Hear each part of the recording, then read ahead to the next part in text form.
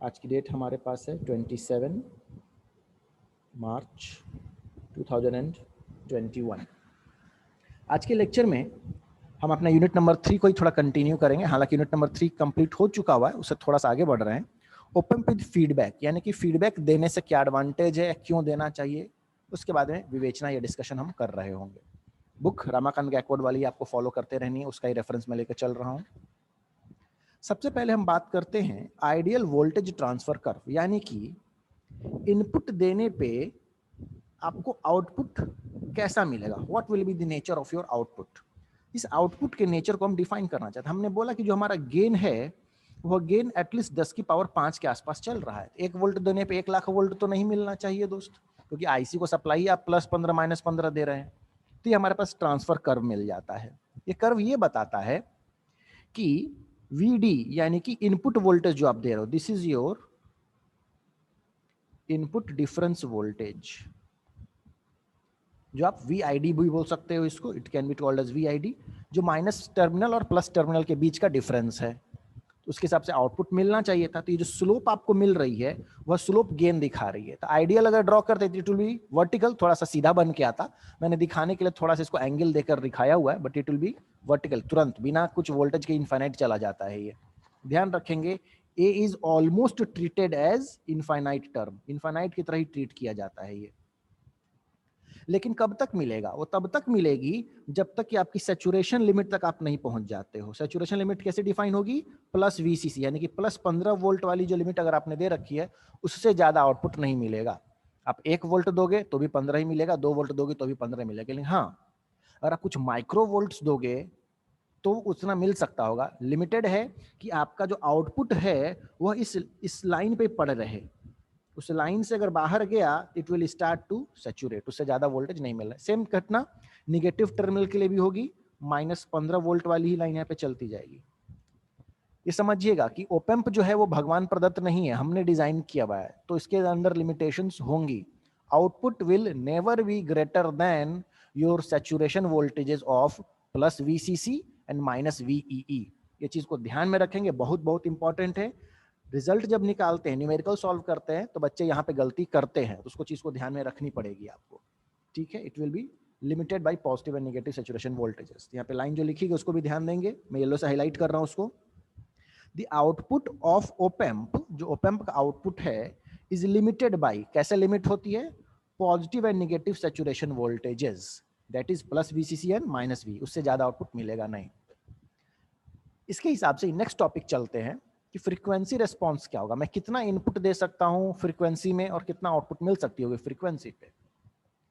तो अगर ये आइडियल ओपेम्प होता तो इनफाइनाइट फ्रीक्वेंसी होती। यहां पे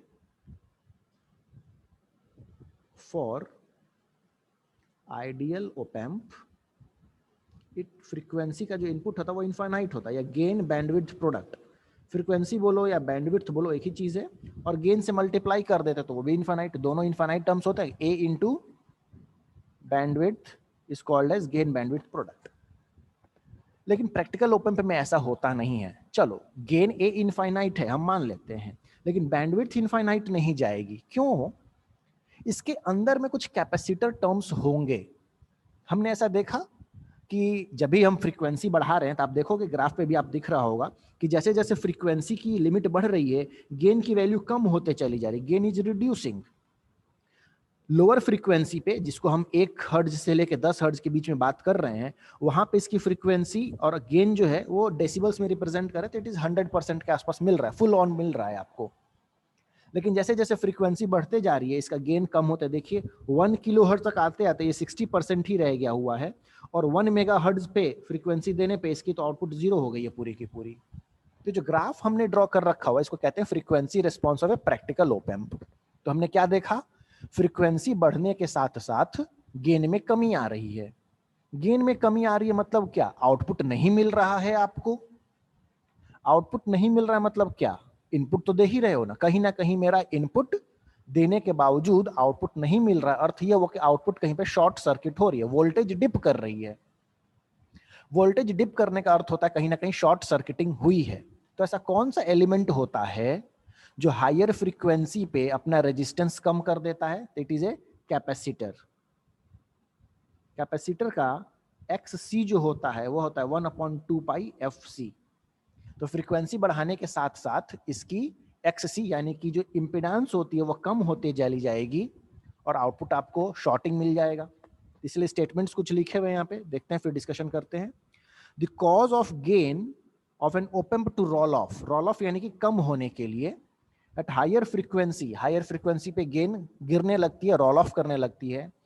मे बी एट्रीब्यूटेड टू, किसके मत्थे ठोक सकते हैं, किसके जिम्मेदारी बना सकते हैं, capacitive component in equivalent circuit. Equivalent circuit में कहीं ना कहीं कैपेसिटिव एलिमेंट है यहाँ पे। क्यों ऐसा है?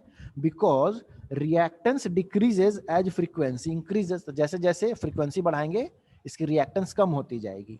तो इससे फर्क क्या पड़ता है? तो this creates a low resistance load at output and rolls off the gain. तो कैपेसिटर जो है आउटपुट साइड में लगा हुआ होगा, ऐसा हम मान के चलते हैं। तो फ्रीक्वेंसी बढ़ाने के साथ साथ उसकी रेजिस्टेंस कम हो जाएगी और वो शॉर्ट सर्किट का काम करेगा और आउटपुट वोल्टेज हमें नहीं मिलती है। तो भाई कैपेसिटर हमने लगाया तो नहीं, तो कहां से लग गया होगा? तो दो मेजर सोर्सेज हैं। पहला सोर्स क्या है इसका कि सेमीकंडक्टर डिवाइसेस का अपना इनहेरेंट नेचर। आपने क्या क्या सेमीकंडक्टर डिवाइसेस इस्तेमाल किए हैं? इसके अंदर बीजेटी इस्तेमाल किया हुआ होगा, कहीं ना कहीं डायोड इस्तेमाल हुए होंगे। तो बीजेटी और डायोड्स जो होते हैं वो इनहेरेंट पैरासिटिक कैपेसिटेंस बनाते हैं। पैरासिटिक कैपेसिटेंस कैसे बनता है? डायोड का एग्जांपल समझाऊं आपको। तो डायोड के बीच में एक डिप्लीशन लेयर आप बना देते हो और एक साइड पॉजिटिव चार्जेज एक साइड निगेटिव चार्जेस लेके बैठ जाते हैं। तो देख रहे हैं एक तरफ पॉजिटिव एक तरफ निगेटिव और बीच में एक हाई इंसुलेशन रेजिस्टेंस आपने डाल दिया हुआ है। तो ये नेचर बन जाता है हमारे एक कैपेसिटर का नेचर बन गया हुआ। ये कैपेसिटेंस आप चाहते नहीं थे बट प्रेजेंट है सिस्टम में। तो जहां भी सेमीकंडक्टर डिवाइसेस होंगी इनहेरेंट उसमें एक डायोड बनेगा तो वहां पे कैपेसिटेंस का रूप ले लेता है और ये कैपेसिटेंस हमारे ऊपर वाले कैपेसिटेंस से रिलेट कर सकते हो और वो काम यहाँ पे चालू कर देता है। दूसरा प्रॉब्लम कहां से आएगा? Internal construction of an op amp. जब हम ओपेम्प बनाते हैं तो मान लेते हैं कहीं पॉजिटिव वायर और कहीं पे कोई निगेटिव वायर जा रही होगी, पॉजिटिव वायर से निगेटिव वायर। बीच में तो आपने इंसुलेशन रखा होगा ना जी, दो ट्रैक्स के बीच में मेरी गैप रही होगी तो बन गया कैपेसिटर। यहाँ पे फिर से it is just like a capacitor, positive and negative terminals. तो दो वायर्स भी आप ड्रॉ करते हो ओपेम्प के अंदर में तो वहां भी कैपेसिटेंस बन जाएगी।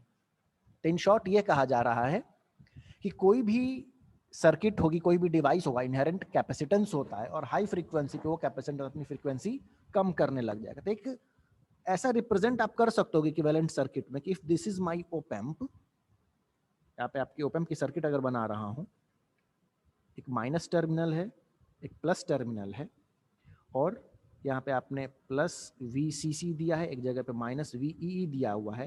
तो आउटपुट साइड में एक इनहेरेंट कैपेसिटर क्रिएट हो जाता है।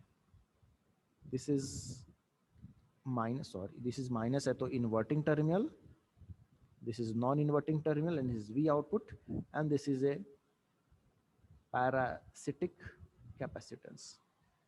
इस कैपेसिटेंस के असर को कम किया जा सकता है अलग अलग सर्किटें जोड़ के। हम एक्सटर्नली कुछ सर्किटें जोड़ के इसको कम करते हैं और ज़्यादातर हमारे एप्लीकेशंस में यहाँ पे प्रॉब्लमेटिक नहीं करती है, लेकिन हाँ आप हायर फ्रीक्वेंसी पे जाओगे तो आपको ये देखने को मिलती है। तो इस चीज़ को ध्यान रखेंगे कि प्रैक्टिकल ओपेम्प में आपको गेन जो होगी फुल ऑन नहीं मिलेगी, फ्रीक्वेंसी के साथ वो घटने लगती है।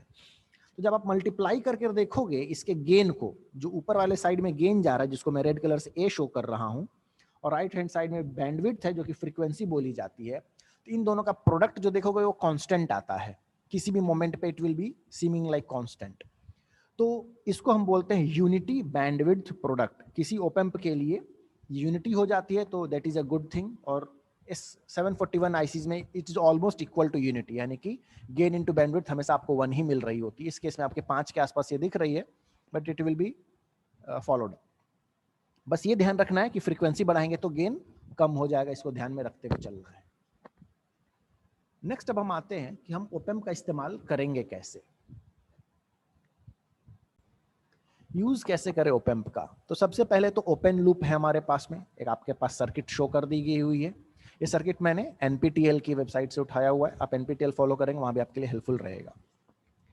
तो ओपन लूप ओपेम्प है उसमें ओपन लूप गेन भी आएगी। ओपन लूप गेन कितनी होती है, ए, और ए की वैल्यू कितनी हम मान के चल रहे हैं, ऑलमोस्ट इनफाइनाइट है, 10 की पावर 5 के आसपास होगी 741 के लिए प्रैक्टिकली, और आइडियली तो इनफाइनाइट होते हैं। 10 की पावर 5 भी एक तरीके से बहुत बहुत हाई वैल्यू ही मानी जाएगी।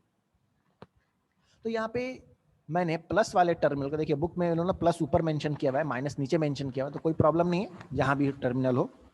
तो प्लस वाले पे इनपुट 1 और माइनस वाले पे इनपुट 2 दो अप्लाई कर दिया, तो दोनों का डिफरेंस होगा। आप वी इनपुट 2 को जीरो भी कर सकते होगे, वी इनपुट 1 को जीरो कर सकते होगे, तो डिपेंडिंग ऑन कहां पे आप अप्लाई कर रहे होगे, हम देखेंगे थोड़ी देर में इसको। दोनों में कुछ रेजिस्टेंस ऐड कर दिया गया हुआ है ताकि करंट ज्यादा ड्रॉ ना हो, we are input 1 or input 2। अब जो टर्मिनल्स हैं, टर्मिनल पे लगने वाला वोल्टेज हो जाएगा V1 एंड V2, इस बात का ध्यान रखेंगे। हमने तो इनपुट दिया है V1 V2, लेकिन depending on your resistance, your circuit, आपका जो वोल्टेज लगेगा हो जाएगा V1 एंड V2, और V1 और V2 का जो डिफरेंस हो जाएगा that will be V input difference is equals to V1 minus V2। जो भी ज्यादा रहेगा उसकी बात मानी जाएगी, जाहिर सी बात है। AD जो है वो ओपन लूप गेन है जो कि इनफाइनाइट ट्रीट की जा रही है, तो V output will be equals to gain into V1 minus V2।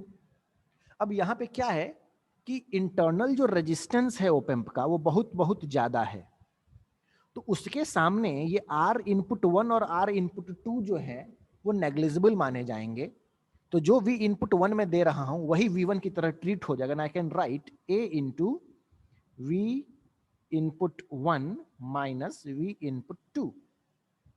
अब V इनपुट 1 और V इनपुट 2 जिसकी वैल्यू पॉजिटिव होगी तो हम बोलेंगे कि भाई it is a non inverting amplifier, यानी कि V इनपुट 1 की वैल्यू ज्यादा है और V इनपुट 2 की वैल्यू कम है, तो your difference will be positive, तो आउटपुट पॉजिटिव मिलेगा आपको, तो बोलेंगे कि नॉन इन्वर्टिंग हो गया। अगर इनपुट निगेटिव वाले पे ज्यादा है तो बोलेंगे इन्वर्टिंग आउटपुट मिल रहा है। डिपेंडिंग ऑन सिचुएशन वो सारे मिल जाएंगे, यानी कि सर्किट कुछ इस तरीके से हम ड्रॉ कर सकते होंगे। राइट हैंड साइड में शो करता हूं एक आपको, ये सर्किट है मेरे पास में, यहाँ पे ये प्लस वाला है, माइनस वाला है, माइनस वाले को ग्राउंड कर दिया, अब प्लस वाले पे सिग्नल लगा दिया हुआ है, तो V output will be equals to A into, इसको बोलेंगे V इनपुट 1, तो V इनपुट 1 से मिल जाएगा, इसको बोलेंगे नॉन इन्वर्टिंग मोड। इसी तरीके से ही अगर आप माइनस वाले टर्म पे इनपुट देते हो, प्लस वाले को ग्राउंड कर देते हो, you called as a inverting mode. बस इतनी सी कहानी है। लेकिन प्रॉब्लम यहाँ पे क्या है, AC दो DC दो एम्पलीफिकेशन तो मिलेगा ही, लेकिन यहाँ पे जो आउटपुट आपको मिल रही है दोस्त वो गेन मल्टीपल्स A से मिल रही है, यानी कि जो A है वो बहुत बहुत बड़ी संख्या है और आउटपुट भी बहुत ज्यादा मिलेगा। इसके लिए आपको इनपुट कम रखना पड़ेगा, नहीं तो क्या होगा, सैचुरेशन मोड में चले जाओगे। अभी थोड़ी देर पहले ही हमने बताया आपको कि भाई कर्व जो रहेगी वो सैचुरेट होके ही मिलेगी आपको, तो सैचुरेशन से बचने के लिए will have to keep your gain low, पर यहाँ पे है नहीं गेन लो, तो we have a two problem, हमारे पास दो प्रॉब्लम आ जाती है। पहली प्रॉब्लम क्या है, गेन बहुत ज्यादा है और गेन हमारे कंट्रोल में है नहीं। मैंने आपको बोला कि चलो भाई शिवम आप 5 वोल्ट को एम्पलीफाई करके दिखाओ, तो 5 गुणे 1 लाख तो 5 लाख वोल्ट हो गया, दैट इज नॉट पॉसिबल। आप 15 और -12 के बीच में ही फ्लक्चुएट करके रह जाओगे। तो प्रॉब्लम यहाँ पे ओपन लूप के साथ है, गेन बहुत ज्यादा है और वो हमारे कंट्रोल में है नहीं, बिकॉज डिजाइनर के हाथ में है ना, जिसने ओपेम्प बना दिया उसके हाथ में। I as a circuit designer, मैं सर्किट बना रहा हूँ, मेरे हाथ में वो कंट्रोल नहीं है, तो हमें कंट्रोल अपने हाथ में लेना पड़ेगा। इसके लिए हम क्या करेंगे, फीडबैक लूप बनाएंगे। हम आते हैं क्लोज्ड लूप ओपेम्प पे, इसको कुछ ना कुछ क्लोज लूप लगा के इसको कंट्रोल करने की कोशिश करेंगे।